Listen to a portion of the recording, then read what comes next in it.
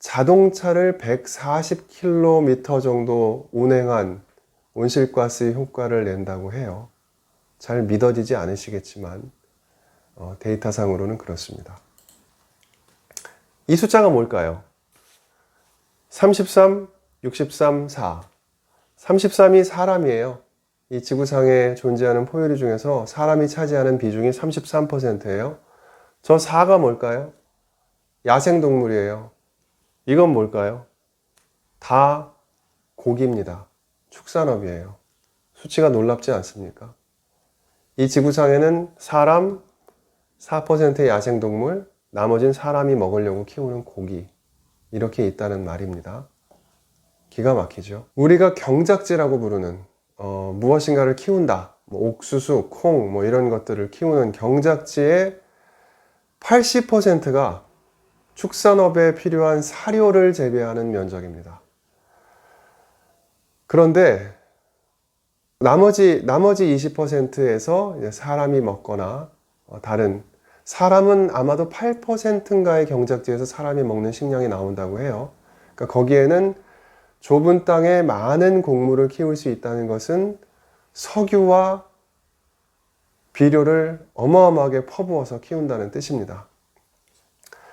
자, 이 수치는 뭐냐면 우리가 그렇게 넓은 경작지에서 엄청나게 많은 고기를 키워서 먹는데 우리 몸의 에너지원, 내가 쓰는 에너지원의 82%가 고기에서 올 것 같죠? 아니에요. 육식에서 오는 에너지원은 18%밖에 되지 않아요.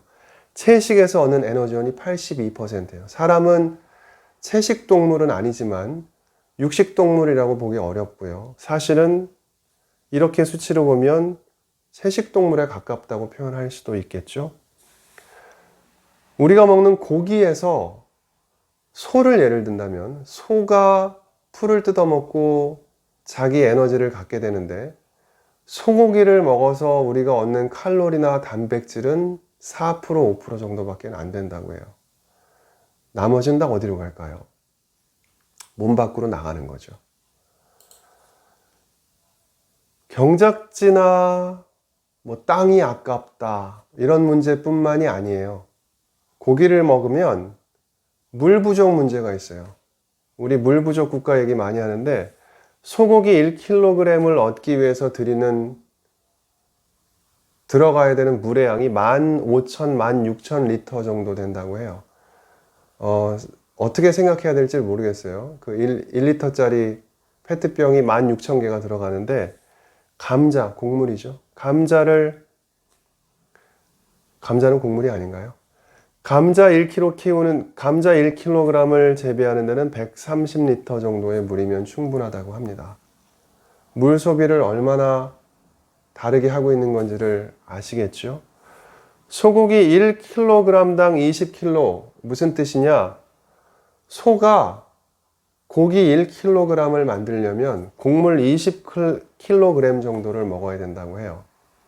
아주 적게 보는 사람은 9kg, 10kg라고 말을 하기도 하고 크게는 35kg까지도 보는데 한 25kg까지도 보는데 대략 15에서 20kg 정도의 곡물을 먹고 그것으로 1kg의 소고기를 만드는데 이 소고기 1kg이 우리에게 줄 수 있는 영양소는 단백질과 열량으로 따졌을 때 10%가 채 되지 않는다는 말입니다. 그런데 이런 친구들을 키우는데 경작지의 80%를 지금 인류가 쓰고 있는 거예요.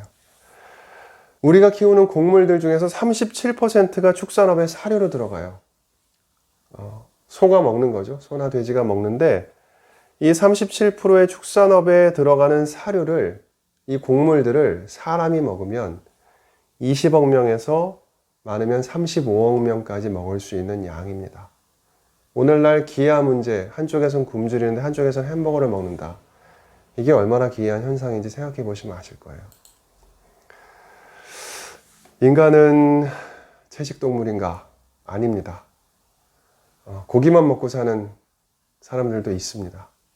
인간은 사실은 곡물을 키우기 전에 수렵 채취해서 고기를 많이 먹고 살았고요.